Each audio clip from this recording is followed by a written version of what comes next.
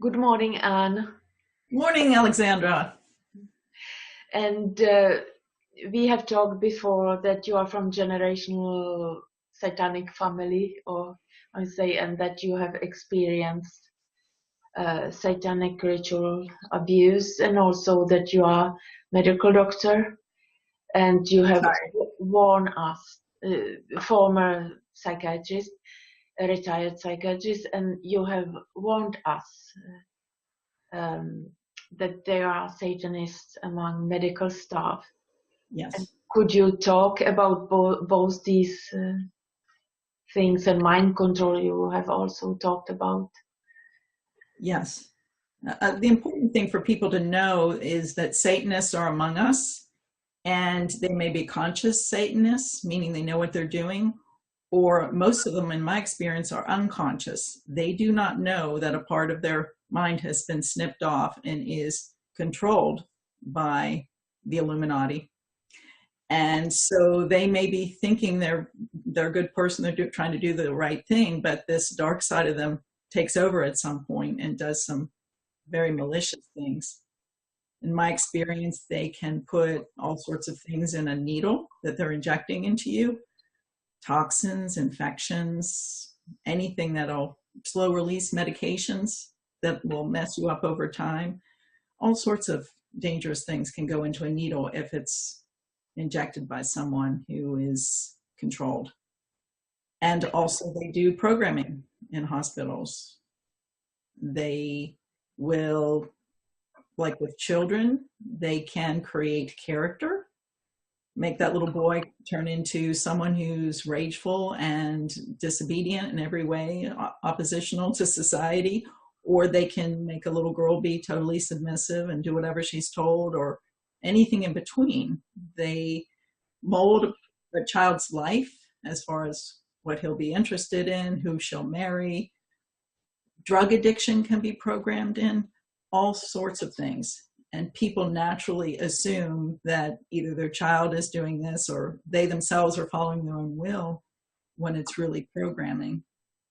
So I tell people to be very prayerful before they go into hospitals and make sure they're in the right hospital with the right doctors. And we have to be so careful. And you are talking specifically about United States, but do you have a feeling that it's in other countries also? Absolutely. And Satanism is like any religion. It's, if you go to a particular town, there are going to be some Catholics, there are going to be some Protestants, the Baptists and the Pentecostals, all the different types.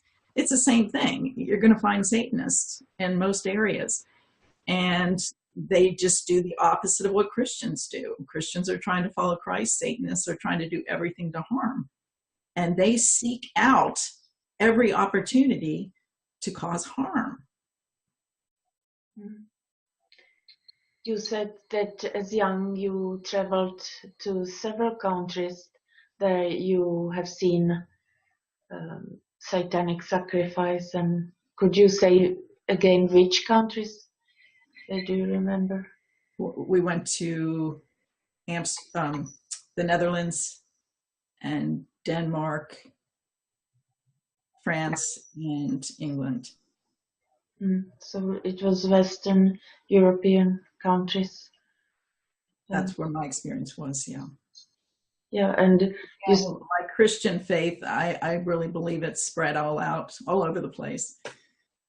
Yeah, and you said that you have seen human sacrifice and orgies, like, so, yeah. And one thing people say consistently is, that is just so horrific, who would do that? Well, what happens is when children have had overwhelming trauma is they get stuck in post-traumatic stress. And one of the symptoms of post-traumatic stress is being compelled to recreate your trauma. And so many of these horrific things are just recreations of what happened to people, either in a literal way or a metaphoric way, because obviously these people weren't murdered themselves. They're still physically alive, but they were murdered psychologically. So they feel compelled to kill, to act out what happened to their psychological life. Does that make sense? But you said also that you, in your experience, that it's quite usual with these satanic medical doctors and medical staff, that it's not unusual at all. It goes on routinely in the places where I've worked. Yes, among Satanists, that's what Satanists do. You know, it's just like if you're going to put a suffering child in front of a Christian, they are going to see what they can do to help. Satanists are the opposite. You put a vulnerable child in front of them and they're going to see what they can do to harm. And they do in an extreme and horrific way. And how do you feel that, no, not many knows that within medical staff, certainly I have no idea about it like 5 years ago, 5.5 years ago. So if somebody comes to psychiatry ward and says that they have experienced satanic ritual abuse, how can we handle it when we have no idea, we have got no education about this? Would you say that it would be needed to educate everybody? Oh, yes. I believe this education should be in every aspect of our society. I think it should be taught to children in school. I think it should be taught to all the people that go to churches. I think it should be taught to medical students and residents. I just feel it's rampant what's going on. It's in our food supply, it's in our water supply, you know, all the poisons, the toxins, the nanotechnology that now being used in food. People need to know. And to me, the biggest evidence of just how rampant Satanism is and all the trauma that they're perpetrating is look at the stage of development the average American, for example, is stuck in. I find people are largely stuck in infancy in my country. And that shows they've had to have overwhelming trauma. Do they have awareness of it? No. So that is the evidence. Where are the people in their development? Because most people aren't taking steps to deal with this enormous problem. So toddlerhood is when we start taking steps. See what I mean? Mm-hmm. And what could we do to educate people quickly now? Because there is a Illuminati conspiracy, and it involves both the genocidal methods, like you are talking about, what they give us in food and nanoparticles everywhere, like harming nanoparticles, but also they perform the rituals and damage children and cause wars also, and human trafficking there, or human organ harvesting. This is like the same people, the same conspiracies of the Illuminati. Well, since we can't trust those who are leading our various institutions to educate the people, I feel like every individual needs to look at the people in their lives and educate them and ask them to go out and educate others. And we need to be developing the people in our lives. For example, American child rearing is all about dividing children in two. I believe we're born whole, but before long we're being told this part of us is good, this part of us is bad. You're a boy, you shouldn't have feminine traits, get rid of them. You're a girl, you shouldn't have masculine traits, get rid of them. We're always cutting and dividing, and that's Satanism. They do it deliberately. They sever people deliberately into pieces, and they know how to use every stage of development within us in a destructive way. So we need to be bringing people back to wholeness, noticing where people are absent in their lives. Like if a man in your family doesn't have access to his emotions, the emotions are a key way to know what's going on. It's our emotions that tell us when we're with someone who is cult, this person's cold, this person's mechanical. We need them. And without those emotions, we trust people who are untrustworthy. Oh, he's a minister in my church. Of course I trust him. Not if you had access to your emotions. You know, he's a cold fish. So we need to be noticing the people in our lives that we care about and helping them to evolve, helping men to get in touch with their feminine side, their emotions, helping women to get their voice out into the world and do something, whatever their God-given mission is, helping them to get out there. We need to be working with people in our own lives, educating them and evolving them as people.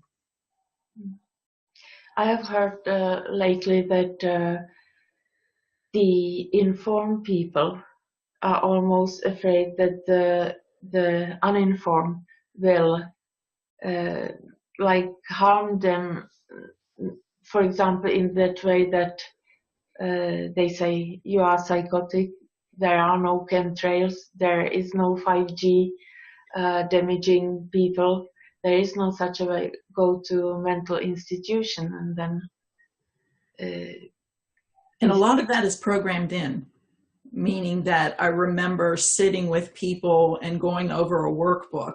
If someone says A, you say B, and programming this over and over and over again. So if they go out into the world, and they would test them going out into the world, and they say A, and they make sure you say B to slap down anything that goes against the program. So people are programmed to get irate at people who are speaking the truth, to shun them, to publicly badmouth them. All of that's programmed in. And people think that's how they feel, but that's how I feel. That's how they were programmed to feel. They have no awareness. When you talk about this with religion, that it's religion, Satanism or Luciferianism also, I remember an Australian whistleblower or victim of satanic ritual abuse, Fiona Burnett. She said something like that Nazis, that they were Luciferians. And it makes sense, like Nazis who harm people and exterminated a lot of people are like, it's like a religion to harm and destroy. It's Yes. what you are talking about.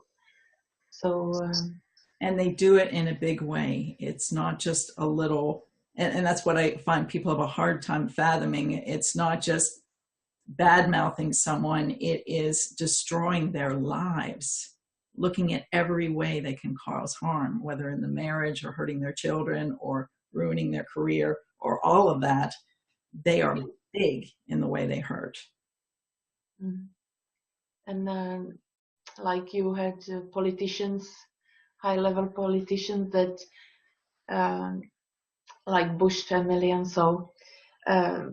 When we are talking about this with religion, I am thinking they, when they are inaugurated as presidents, they put their hand on Bible, isn't it so? And say something like, "And God help me."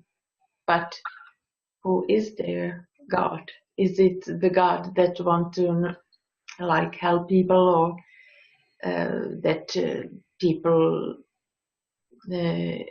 evolve in a good way, positive way?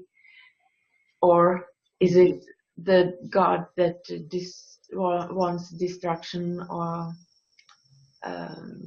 that we are like poisoned and exterminated? And it probably shouldn't be like the possibility to put hand on tape on a Bible and say, just I follow my God, and my God says that I will exterminate you all. You know, have you thought about it that, like, for example, Bush family in your country was involved, obviously, in 9/11 and criminality? Well, you mentioned the one world religion, and that's what I find, that so many faiths are being watered down into that satanic belief system of a God that destroys. And like, for example, simple example of so many people tell me that their illness is either a testing from God or somehow God gave them this illness to see how they'd work it out, whatever. And to me, having grown up with so many of my illnesses being caused by being injected with things because I was being punished for not being obedient to the program, it's satanic to think that God is making us sick or God is crippling us in some way or God is ruining our lives. But that's what I'm seeing in this Bible Belt where I live. People have the two confused. Yeah, but these people who know that they want to harm, they explain it and do it their way, so they can lie and cheat how much they want, even put their hand on the Bible, and then for themselves like explain it. Yeah, but my God is like, my God is the destroyer, like so, and then they can explain for themselves or justify for themselves that they want to rape and harm, like do criminality, and just justify it with this belief system. But Scary. yeah, it's very scary, and it has gone so far now with this Illuminati conspiracy and New World Order. How do you feel? Well, again, having been raised with these people that went on to embrace the program wholly, I remember them as children and how they were given just impossible circumstances. So I can see how they surrendered to the program. And so much of their horror that they're perpetrating is their post-traumatic stress of recreating what they went through. And psychologically, this is what all infants do. Psychological infancy is we spit out what's been fed to us. You know how little children, babies physically will spit up if fed something that's common. Same thing with psychological infancy. Whatever's gone in gets spit out. And so we can see what's gone into people by what they're doing. Yeah. So I see totally damaged creatures that are going on to perpetrate these atrocities. And so I see the horror, but yet I still have that compassion of they were once little children that were just overwhelmed by trauma and they surrendered. And are you also aware of many people are getting more and more aware of that the Illuminati use coded language in mainstream media? They do, yes. And that's one way they can instill programming, and in a way they reinforce programming they've already put in. And that's one way they direct people who are programmed of what they want them to do. They also use it to threaten just ordinary people to stay quiet, or you might be harmed. They use it in so many ways. And that's why I just caution people, when you're watching TV, make sure this is something you want to feed your mind. Is it really something valuable? Because if you don't know, there's no telling what's going on subliminally. There's all sorts of psychological warfare techniques being used through media. And people need to be aware and conscious and selecting things that they know will be good for them. Is it something else you would like to say is important for everybody to know with your experience within the satanic ritual abuse, and also who have seen Satanists among medical staff? Well, as someone who's done a tremendous amount of exploration in the world and inside myself, we come to a place in our development where we see that the world is mirroring all of us as a collective.